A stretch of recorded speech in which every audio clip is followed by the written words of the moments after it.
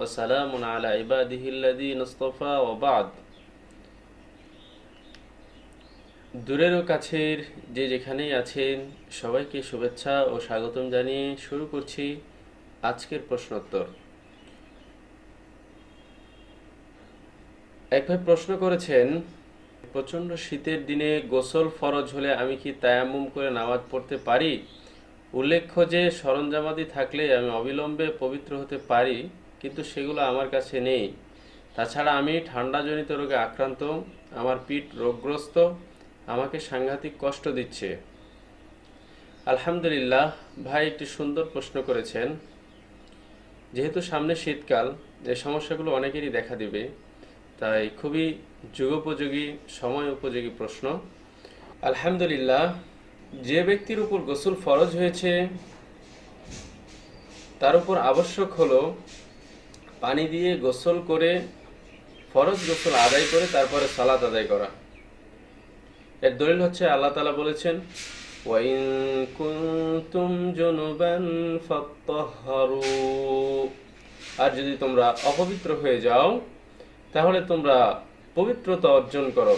সূরা মায়েদার 6 নম্বর আয়াতে আল্লাহ তাআলা কথা বলেছেন। তাই কেউ যদি পানি না থাকার কারণে গোসল করতে না পারে, অথবা পানি ব্যবহারে অক্ষম হয়, অথবা পানি ব্যবহার করলে তার শারীরিক কোনো ক্ষতি হতে পারে, তার রোগ বৃদ্ধি পেয়ে যেতে পারে, সে যদি রোগাগ্রস্ত হয়, তাহলে এ ব্যাপারে কোরআনে কারিমে সূরা মায়েদার সেই 6 নম্বর আয়াতে আল্লাহ তাআলা বলছেন, وَإِن كُنتُم مَّرْضَىٰ أَوْ عَلَىٰ سَفَرٍ أَوْ جَاءَ أَحَدٌ مِّنكُم مِّنَ الْغَائِطِ أَوْ لَامَسْتُمُ النِّسَاءَ فَلَمْ تَجِدُوا مَاءً فَتَيَمَّمُوا صَعِيدًا طَيِّبًا।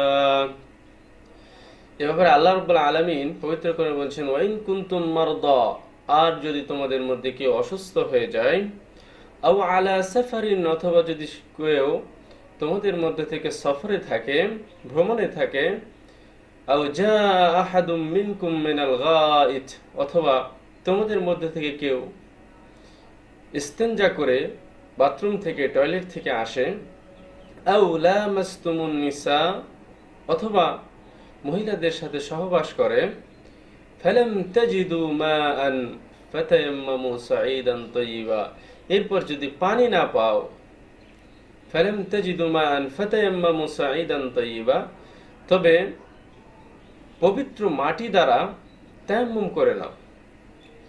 কিভাবে তায়াম্মুম করতে হবে এ ব্যাপারেও আল্লাহ রাব্বুল আলামিন বলছেন, ফামসাহু বিউজুহিকুম ওয়া আইদিয়াকুম মিন, তোমরা তোমাদের মুখমণ্ডলকে মাসেহ করে নাও এবং সেই মাটি দ্বারাই তোমাদের হাত দুটোকে মাসেহ করে নাও। এটা হচ্ছে মাসেহ করার পদ্ধতি। এরপরে আল্লাহ তাআলা কেন কঠিন রাখতে চান না? বান্দাদের প্রতি আল্লাহ রাব্বুল আলামিন সবকিছু সহজ করে দিয়েছেন। আল্লাহ রাব্বুল আলামিন বান্দাদের জন্য কোনো কিছু কঠিন করে দেননি। তিনি আরো বলছেন, মা ইউরিদুল্লাহু লিয়াজআলা আলাইকুম মিন হারাজ ওয়ালাকিন ইউরিদু লিইউতাহহিরাকুম। আল্লাহ রাব্বুল আলামিন বলছেন যে আল্লাহ রাব্বুল আলামিন এটা চান না যে তোমাদের উপর কোনো কষ্ট হোক, দ্বীনের কোনো বিধিবিধান পালন করতে তোমাদের যেন কোনো কষ্ট না হয়। ওয়ালাকিন ইউরিদু লিইউতাহহিরাকুম, কিন্তু তিনি এটা চান যে তার বান্দারা পবিত্র থাকুক, পবিত্র হোক।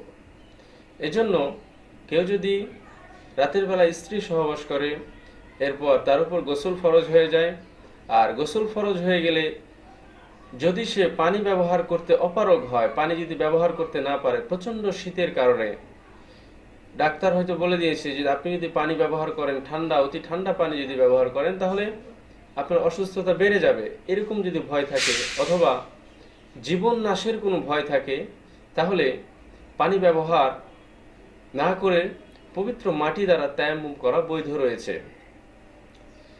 তেমনি একটি প্রমাণ আমরা হাদিস থেকে জানব। আমর বিন আস রাদিয়াল্লাহু তাআলা আনহু বলছেন, হাদিসের মধ্যে বলছেন যে আমরা জাতুস সালাসিল নামক এক অভিযানে রাত্রে সেখানে অবস্থান করলাম এবং সেখানে আমার স্বপ্নদোষ হয়ে গেল। আমি আশঙ্কা করলাম যদি আমি পানি ব্যবহার করি তাহলে আমি ধ্বংস হয়ে যাব। এজন্য আমি পানি দ্বারা ফরজ গোসল করলাম না। ফরজ গোসল না করে আমি পবিত্র মাটি দ্বারা তায়াম্মুম করলাম এবং আমার সাথে যে সঙ্গী সাথী ছিল তাদেরকে নিয়ে আমি ফজরের সালাত আদায় করে ফেললাম। আমার সাথীরা নবী সাল্লাল্লাহু আলাইহি সাল্লামের কাছে এ বিষয়টি উল্লেখ করলেন। তখন নবী সাল্লাল্লাহু আলাইহি ওয়াসাল্লাম আমাকে ডেকে বললেন, হে আমর, তুমি জুনুবী অবস্থায় অর্থাৎ নাপাকি অবস্থায় ফরজ গোসল হওয়ার পরও তুমি কি তোমার সাথীদেরকে নিয়ে ফজরের নামাজ পড়েছো?